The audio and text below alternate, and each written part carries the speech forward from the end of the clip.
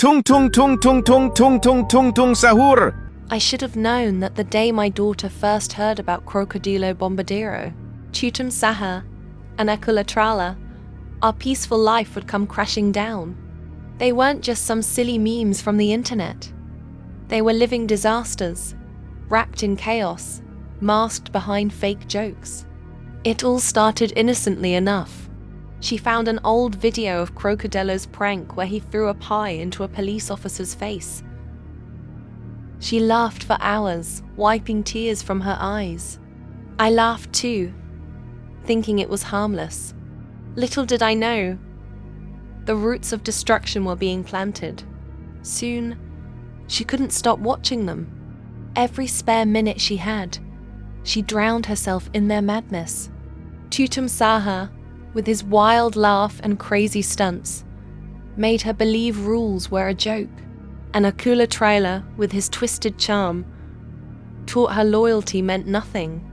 Our sweet, thoughtful daughter changed.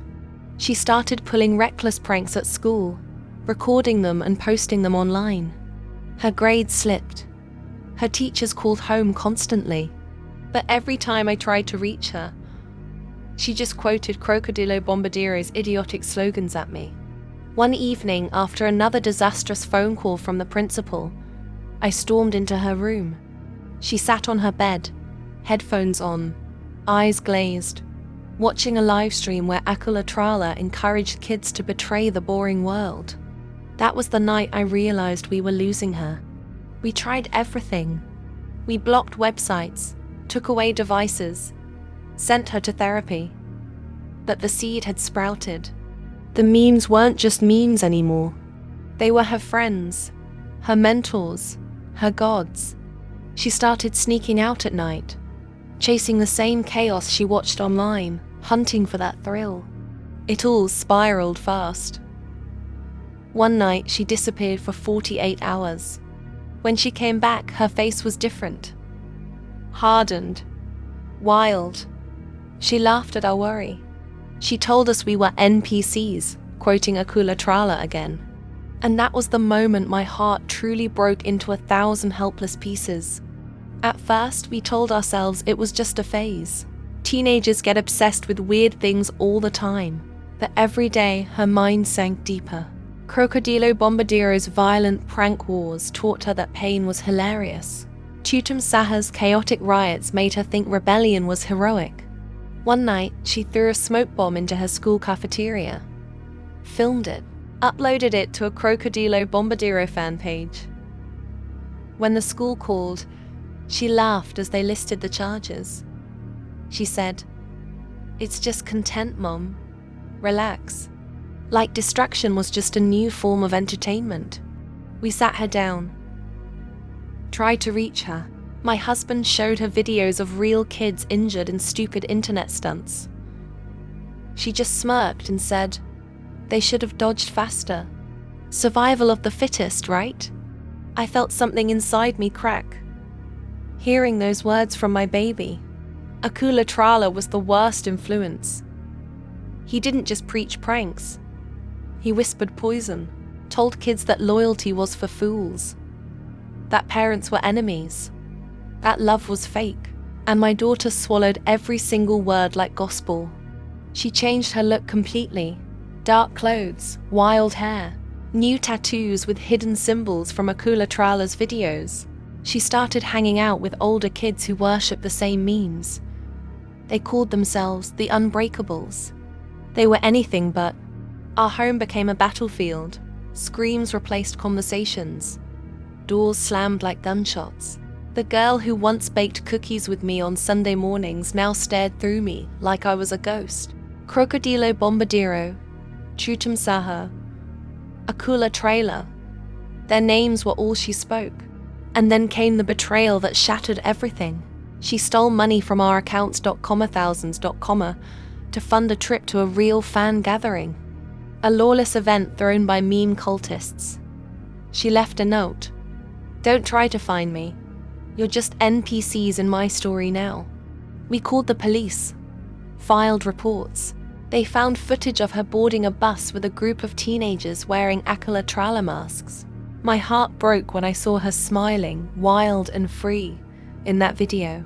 It was like she had escaped, not from danger, but from us, her own family. We searched non-stop. Comma days blurred into nights. We combed through fan pages, underground forums, shady chat rooms. Everywhere, we found pieces of her, photos, comments, her new online name, Trailer's star. A child we no longer recognized, adored by strangers and lost to us. Finally, a lead. A gathering called the Final Splash, hosted secretly in an abandoned water park 2 states away. Rumors said Krokodilo Bombardiro himself would appear, and Akula Trala would choose his new captains. We knew we had no time to waste if we ever wanted to save her. I remember driving there, hands trembling on the steering wheel, the GPS blinking in the dark. Every second dragged needles through my chest. What would we find? Would she even come home with us? Or was she already too far gone into the madness they fed her? The place was a nightmare. Broken slides twisted like dead snakes, pools filled with stagnant water and trash. Hundreds of kids masked, chanting memes, vandalizing walls. It wasn't a party. It was a riot in slow motion, fueled by madness. And somewhere inside was my baby girl. We split up to search, pushed past mobs of screaming teenagers. Someone was spray painting Krokodilo Bombardiro's catchphrases everywhere. Another group smashed old vending machines with baseball bats. I stumbled through, calling her name, but my voice was swallowed by the chaos around me. And then I saw her, on top of a crumbling diving board, arms raised like a queen of ruins. She wore a shark mask, Akula Trala's symbol. The crowd cheered as she shouted nonsense slogans. She wasn't my daughter anymore. She was their leader, and I felt my soul rip apart inside me. I screamed her name, but she didn't even flinch. The mask covered her face, but I knew those eyes. My husband tried to push through the crowd, but the kids blocked him, chanting Akula Trala's twisted slogans. They worshipped her, and she laughed like the world was burning beneath her feet. A booming voice echoed through the broken park. It was Krokodilo Bombardiro himself, live, in person. A giant man in a crocodile mask, rallying the kids like a war general. He threw wads of fake money into the air. Kids scrambled, fighting, clawing at each other for worthless paper. Then Tutum Sahur appeared, riding a stolen golf cart, screaming nonsense into a megaphone. The place erupted into chaos. Fireworks blasted sideways. Alarms blared. It was no longer just madness. It was a riot. And in the center of it all stood my daughter, laughing harder than ever. Security alarms triggered the police. Sirens howled from every direction.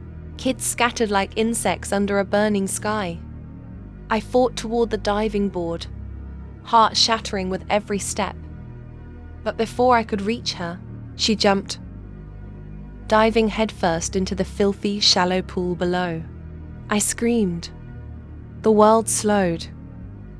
I thought I saw her body crumple, but somehow she stood up, laughing, blood dripping from her elbow. She raised her arms like a victorious gladiator. The crowd roared. And for a moment, I realized she truly believed she was invincible. The police broke through the fences. Officers tackled kids, cuffing them in rows. My husband grabbed our daughter's arm, pulling the mask off her face. Her eyes met mine, not with fear, but fury. She screamed curses at us, like we were the villains. My heart broke into pieces I could never glue back. They arrested her that night, charged her with trespassing, vandalism, resisting arrest. The image of her sitting in the back of a police car, drenched, wild-eyed, still laughing, haunts me. It wasn't just a mistake. It wasn't just memes. It was a full transformation. And I didn't know if we could save her. Sitting in that sterile police station, waiting for them to process her, I realized something terrifying. She wasn't scared. She joked with the officers, quoted Krokodilo Bombardiro's slogans under her breath. Every moment she smiled felt like a knife twisting deeper into my soul. We posted bail, took her home. The car ride was silent except for her occasional chuckles, like she was remembering a funny meme. We tried to talk, begged her to explain herself, but she just stared out the window, humming Tutum Sahur's insane theme song under her breath. At home, things got worse. She refused therapy, refused school, locked herself in her room, walls covered in posters of Akula Trala's cryptic symbols. She started live streaming herself, pulling pranks on neighbors, on teachers, even on us, all for clout, for likes, for invisible internet points. One night, we heard screaming, rushed into her room. She was in a live stream, slicing up her school diploma with scissors, laughing hysterically. Hundreds of people watched, egging her on. Akula Trala himself commented, "Legend." She screamed in triumph like she had won a war none of us understood. We tried to intervene again, took away her devices, blocked Wi-Fi. She just found ways around it. Burners, neighbors' networks, secret accounts. It wasn't just an addiction anymore. It was who she had become. She was no longer our daughter.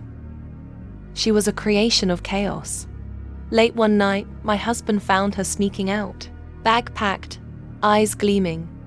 She said she was going to join the movement, said we were cowards trapped in a dead world. We tried to stop her. She fought us like a feral animal, biting, kicking, screaming until the neighbors called the cops. That was the night she vanished for real. No trace, no calls, just an empty room filled with graffiti, broken mirrors, and a single note: "Don't look for me. I'm free now.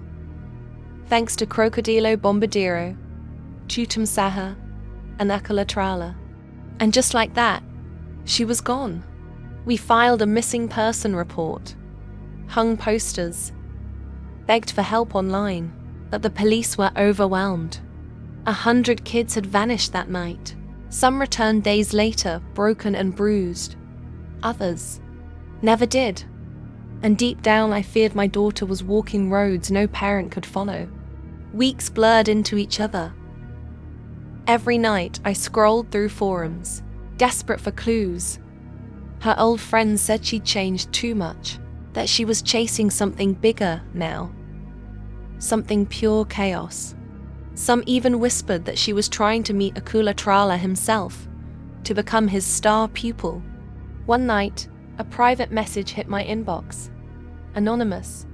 No name, no photo. Just a single sentence. "She's preparing something huge." Attached was a blurry photo.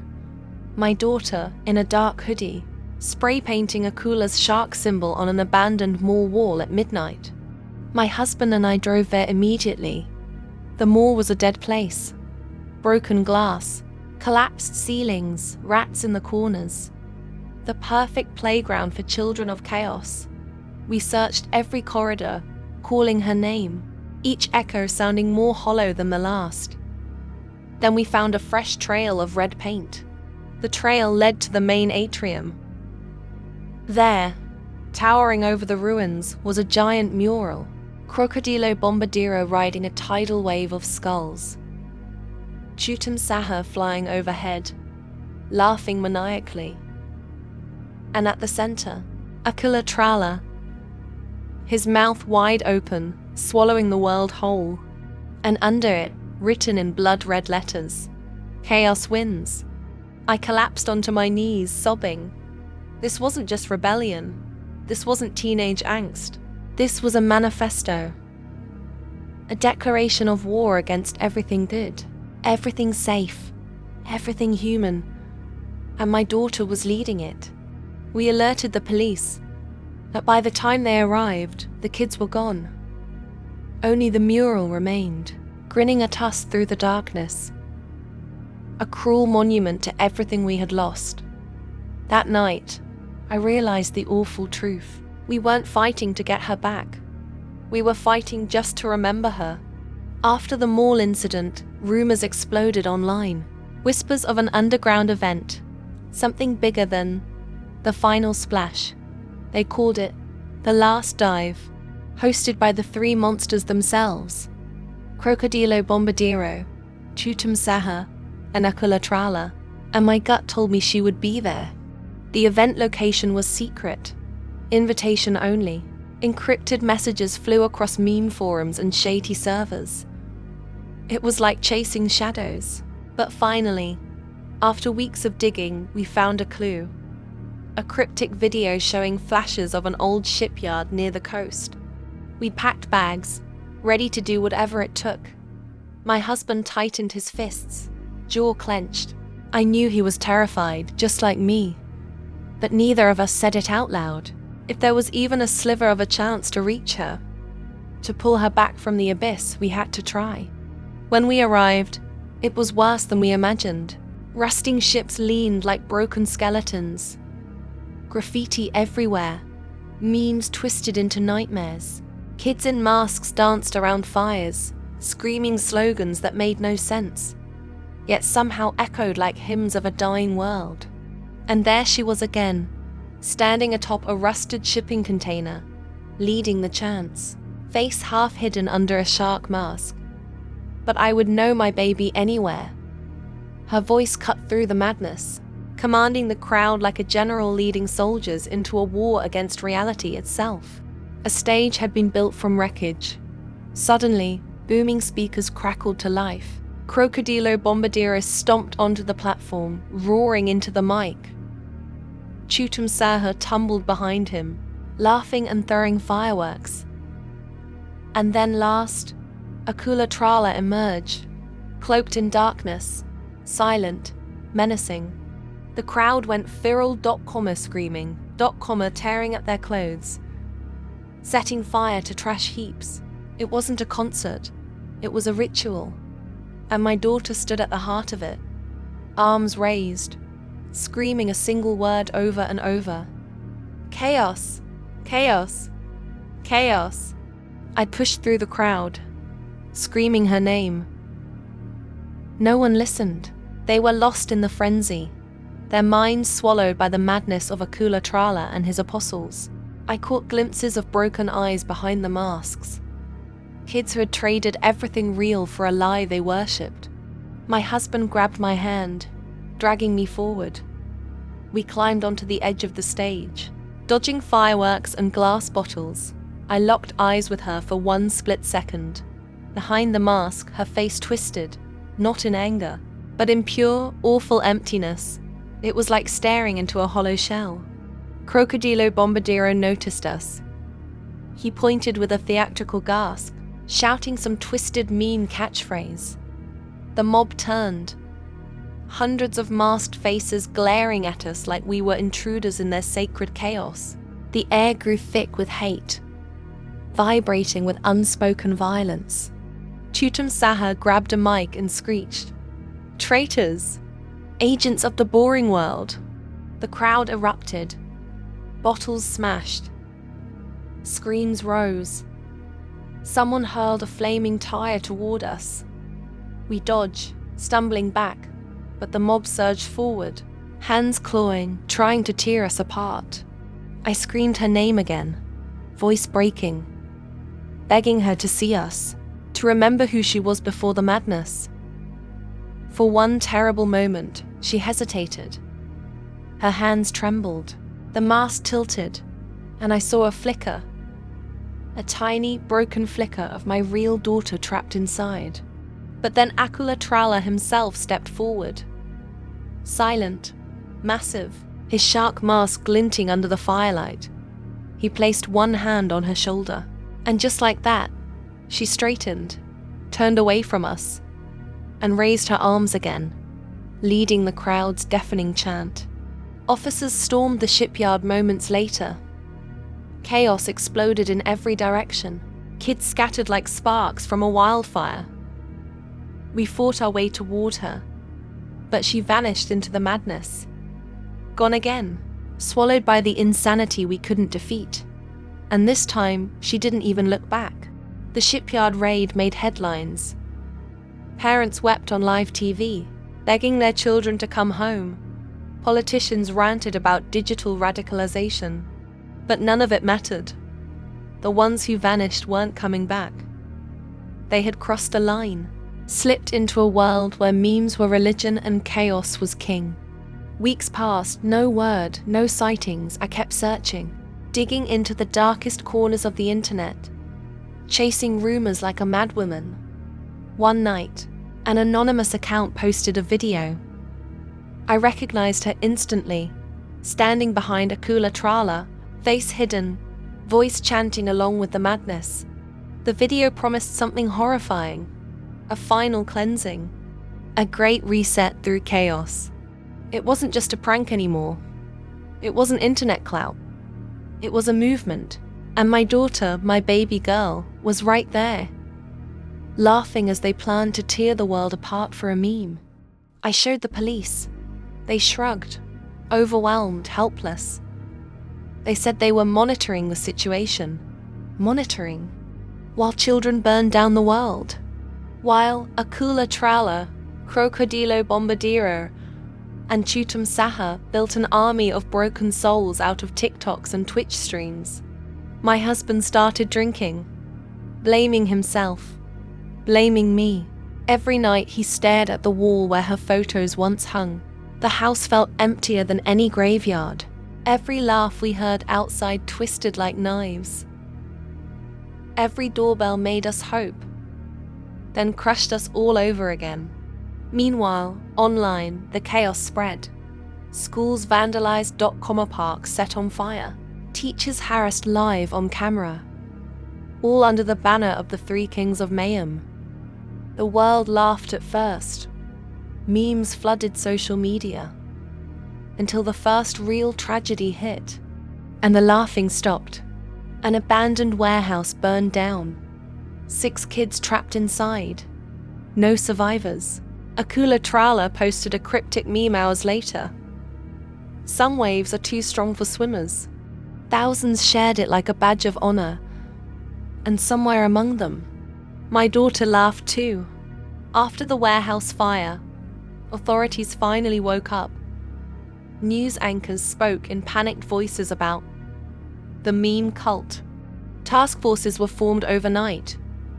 Schools locked down, curfews imposed. But it was too late. The movement had already spread like wildfire through every crack of society. We joined a support group for parents like us. Faces hollow, eyes red from crying. Every story was the same. A happy kid falls into a rabbit hole of memes, chaos, and darkness. And when they come out the other side, they're strangers, cold, cruel, unreachable. One night, after another miserable meeting, I found a package on our doorstep. No return address, just our names written in shaky black marker. Inside was a single USB drive. No note, no instructions. Just cold, heavy dread filling my chest as I plugged it into my laptop. A video loaded instantly, shaky footage. My daughter, standing in the ruins of a church, lit only by flickering fires. Her voice calm, almost robotic. To my old life, I'm sorry. To my new family, I'm ready. Behind her, dozens of masked kids knelt in perfect silence. Then Akula Trala appeared, stepping into frame. He placed a crown of rusted nails on her head like she was some dark queen. Tutum Sahur cartwheeled in the background, laughing manically. Krokodilo Bombardiro roared slogans that made no sense but shook something primal inside me. The camera zoomed in. My daughter's face was eerily calm. No fear, no hesitation, just devotion. Blind and terrifying. The final words of the video echoed long after the screen went black. Chaos is home now. We are unstoppable. Goodbye forever. I slammed the laptop shut, shaking uncontrollably. My husband just sat there staring blankly ahead, broken in ways I couldn't fix. We had lost her. Not to death. Something worse. Something we had no name for. She was alive somewhere out there. but she was no longer ours. After that night, I stopped sleeping. Every creak in the house sounded like her footsteps. Every shadow outside twisted into her shape, but it was always nothing. Only memories, haunting me like ghosts. I lived between two worlds now. The real one, and the one where she still came home. Meanwhile, the chaos didn't slow down. If anything, it escalated. Cities reported rolling blackouts, massive pranks that turned deadly, riots disguised as flash mobs. And always, hidden in the background, the symbols of Krokodilo Bombardiro, Tutum Sahur, and Akula Trala, the kings of destruction. One night, our doorbell rang. I rushed to the door, heart slamming against my ribs. But it wasn't her. It was a letter, taped to the glass.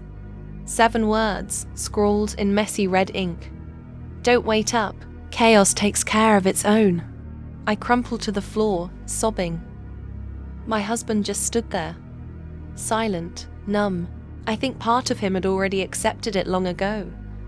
But I hadn't. I couldn't. I refused to believe my daughter was truly gone. Not while her laughter still echoed somewhere inside my heart. Weeks turned into months. Seasons changed. And still, no sign of her. Only more chaos, more distraction, more young lives vanishing into the dark. It felt like fighting against an invisible tsunami, trying to hold onto a world that was already slipping beneath the waves. Then, one rainy evening, an old friend from her childhood messaged me, said he'd seen her. Alive. Different, but alive. He gave me a place, a rundown motel on the edge of the city. My heart twisted with hope and terror. I knew it could be a trap, but I had to go. I packed a bag, left a note for my husband, who barely looked up from his drink. I drove through the storm, headlights slicing through walls of rain. Every second felt like drowning. Every heartbeat screamed warnings, but I couldn't stop.